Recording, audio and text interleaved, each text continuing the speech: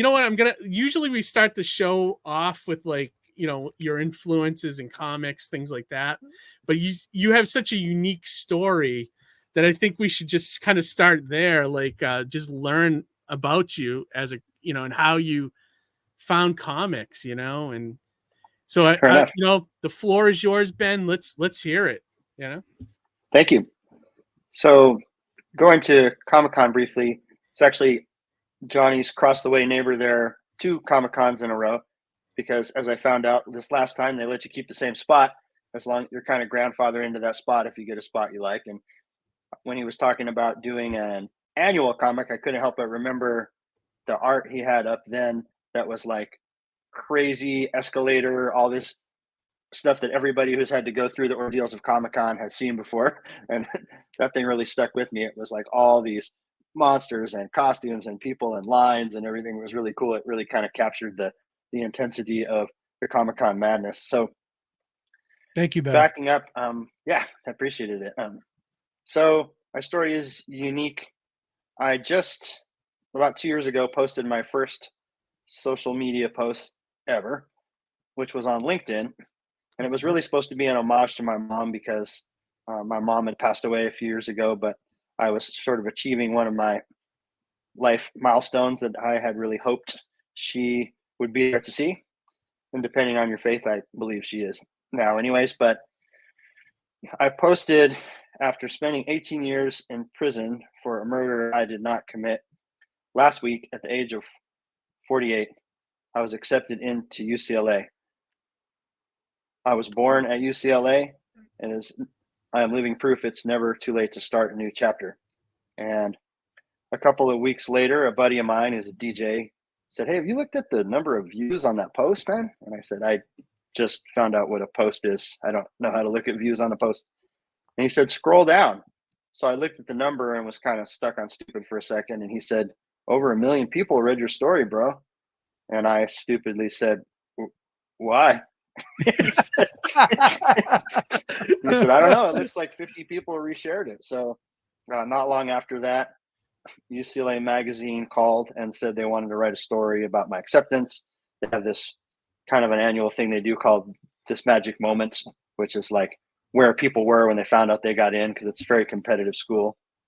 Ben, before you go any further, can you kind of sum up like what that post was on social media? Like what did you actually say in the post that got people like talking?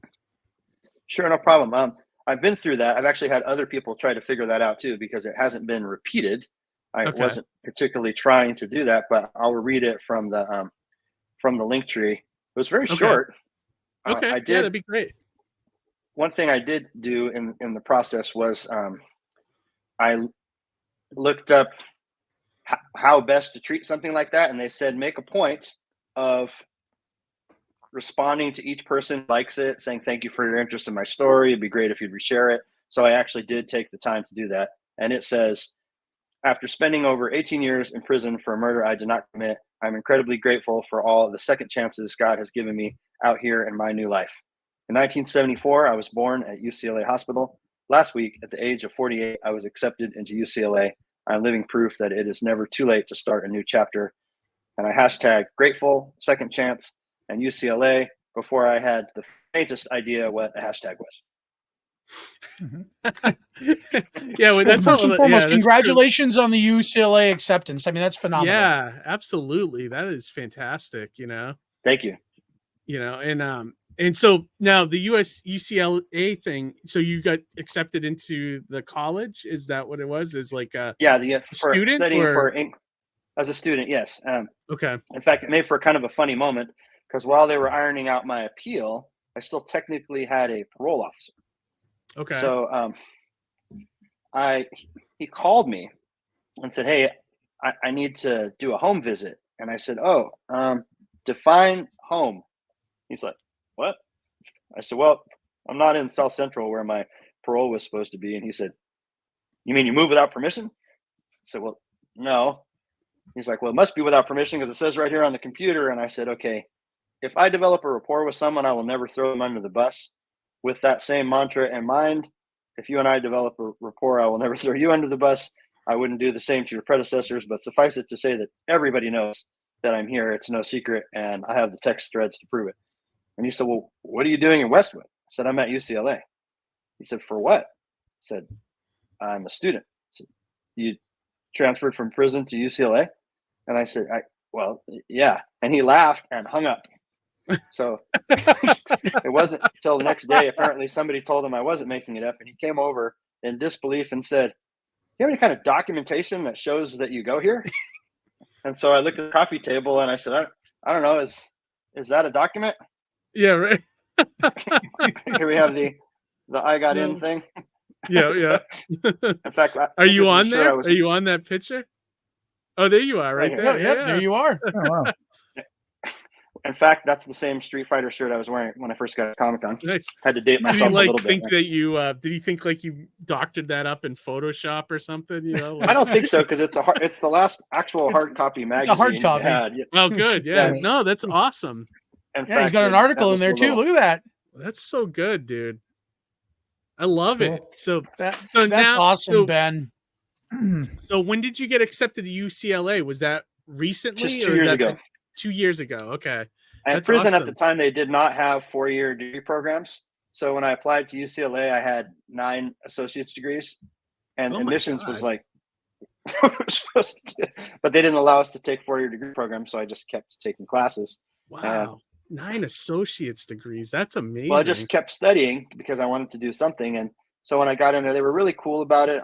They also, not long ago, the Daily Bruin ran another article. If you Google my first and last name and Daily Bruin, it'll pop up. And that was actually because of Comic-Con.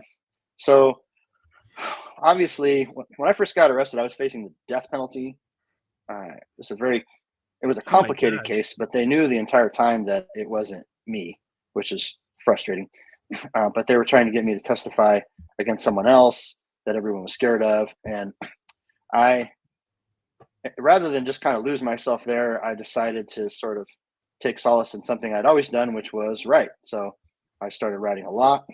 And in fact, Juan, the CEO of and founder of Immortal Studios, he and I knew each other prior to that. And I actually wrote a screenplay that was about, I wanted to do a script that had the samurai and the Chinese in the same story, and not in the cheesy Kung Fu theater way, but kind of alongside each other. And were you writing this when you were still in prison? Is that where it started? With 4-inch golf pencils with no lines. My God. Wow. My poor girlfriend at the time was trying to type it, and like, I know I wouldn't do well in prison, like I'm just not like the type to do it. But I admire like how you took this negative situation and turned it into a positive. Like I find that like inspiring. Like, it's hard to do something like that, And I tried to look at it like I had a line from a poem that said, "Torn in pieces till I'm whole, a diamond's not but pressured coal."